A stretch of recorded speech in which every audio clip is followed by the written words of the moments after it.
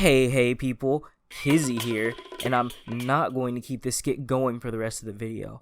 I'm here to tell you about a relatively new, very fun, very broken game called Drone, the game. While everyone was playing the newest gacha waifu game, I was studying the drone. And I gotta say, it's really fun. I've never played Robocraft, so I can't make an accurate comparison from this game to that, but based on reviews and what my friend said, this game is like Robocraft, but an arena shooter. And with this video, I just want to get straight to the point. Is this game fun? Yes.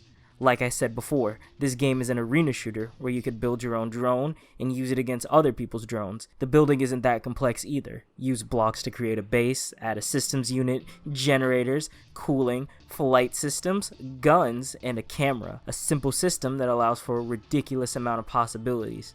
For me, when I'm building a drone, I start by using a real-life object as a base. Then, once I have a basic shape, I go crazy with it, like this drone that I modeled after a scorpion, or this one that I modeled after a fighter jet. Then there was this one which I modeled after the body of a cat.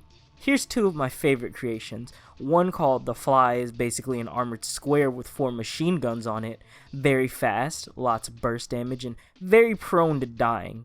The other is a giant armored monstrosity with about 6 armaments on it and about every available space filled with armor. I named it The Situation because whenever I'm close to enemies, they have to focus me as a group or else I outsurvive and eventually outgun them all individually. The maps in this game are awesome. Not only are they aesthetically pleasing, but they're also very intricate with many different traversable buildings and different layers to the map. My favorite of them being the lunar mines because the surface of the map is large and has enough varying terrain to make approaching an enemy at any distance unique and challenging, while also having explorable buildings and often housing valuable health and weapon packs. On top of that, certain craters lead to underground caves, meaning you could dip into a cave and travel across the map without anyone noticing. It all adds up to a chaotically fun experience. The combat itself is also very fun too. Most fights are very short, but very chaotic. Since you have 360 degrees of movement in all directions, there's a huge amount of options to approach, fight, and escape enemies. So you start shooting someone, then they try to shoot back. And then they start strafing, then you start strafing too, but you're moving downward, then they move up, then you barrel roll and now you're upside down fighting 2 different people, and you never realize it until the fight's over. It's high fucking octane fun, and it's awesome. I've talked about the fun and the good, but I should probably get into the big question. Should you buy this game? Maybe. Right now, the game is $20 and still in early access. The features currently in this game are public matches, custom drone editing, custom drone usage in public matches, albeit very convolutedly, and a custom map editor. Right now, custom maps cannot be used in multiplayer, and there is no party system. The party system can be circumvented though by joining and leaving matches until you find your friends. If you aren't using a custom drone though, you could just use a server browser to find a game. The game right now is also very buggy and broken. For instance, if someone joins a match with a custom drone, there's about an 80% chance that a game's frame rate will drop to about 12 for either a few seconds or sporadically for the rest of the game. Randomly, and I think this is only in free-for-all, somebody will become invincible, and this isn't a feature, because it doesn't happen in every game, and it can affect any one person, leading to just about everyone questioning whether the person is cheating or not. Side note, if you're invincible and keep trying to kill other players knowing of your immunity, the darkest, hottest pits of hell are waiting for you. That's a clean burning hell, I tell you what. Drone weapons don't seem to be balanced very well either.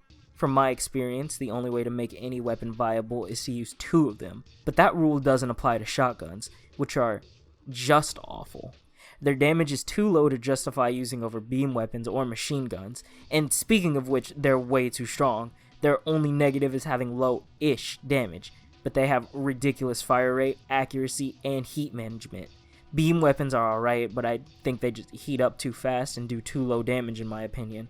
Rocket launchers are just annoying. I'm not 100% sure the max someone can hold at once, but I once saw someone spit 4 at me at once. Rocket launchers are heat-seeking, high damage weapons that can only get ammo by picking it up off the ground.